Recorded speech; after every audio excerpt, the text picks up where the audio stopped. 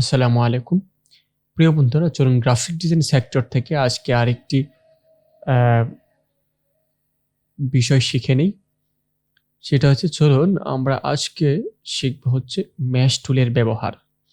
Mesh টুল কিভাবে ব্যবহার করতে হয়? খুব সিম্পলি আজকের এই ভিডিওটা শুধু মেশ টুলের উপরেই থাকবে ইনশাআল্লাহ।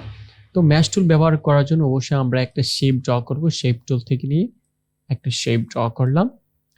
ড্র করার পর এখানে আমি চাইলে আমাদের যে স্টকটা আছে, স্টকটা আমরা নান করে দিলাম। ওকে, রান করে দেওয়ার পর আমরা আমাদের যে শেপের কালারটা আছে সেই কালারটা আপনার যা খুশি রাখতে পারেন। আমি আপাতত ব্লু রাখলাম।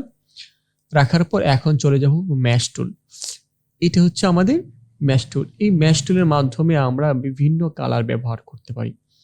যেমন এখানে একটা কালার ব্যবহার করতে পারি। দেখুন আমার এখানে একটা পয়েন্ট এসেছে।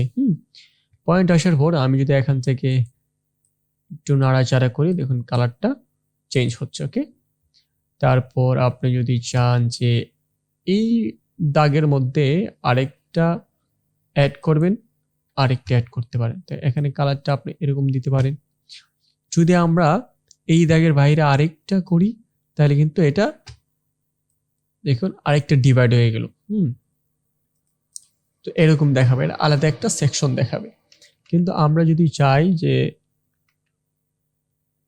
এটার মধ্যে আমরা একদম শেষ পর্যন্ত এখানে যে ইফেক্টটা আসছে সেই সেম একটা ইফেক্ট ব্যবহার করব, তাহলে এই লাইনের মধ্যে আরেকটা করব, করার পর একটু রাখলাম এবং এখানে আরেকটা দিব, দেওয়ার পর এটাকে আরেকটু এই কালার দিয়ে দিলাম। হ্যাঁ, এভাবে করে আপনি বিভিন্ন কালার ব্যবহার আপনি করতে পারেন। ওকে, এভাবে এখানে এভাবে করে কিন্তু আপনি কি করতে পারেন, বিভিন্ন কালার ব্যবহার করতে পারেন। ওকে, মেশ টুলের মাধ্যমে আমরা এই কর্নারে একটা ক্লিক করে আমরা যদি এখান থেকে একটা কালার দেই, এই কর্নারে ক্লিক করে আমরা যদি এখান থেকে একটা কালার দেই, এখানে একটা ক্লিক করে যদি কালার দেই, এখানে ক্লিক করতে পারি, এবং এখানে ক্লিক করে যদি আমরা কালার ব্যবহার করি, কালার ব্যবহার করতে পারেন। ওকে, এবং বিভিন্ন কালার যে কোনো জায়গায় আপনি কালার ব্যবহার করতে পারেন। তারপর এটা শেষ করার পর আপনি এটাকে সিলেকশন রেখে ডিরেক্ট সিলেকশন টুল দিয়ে কিন্তু এগুলাকে এভাবে নাড়াচাড়া করতে পারবেন। এক মিনিট, এগুলাকে এভাবে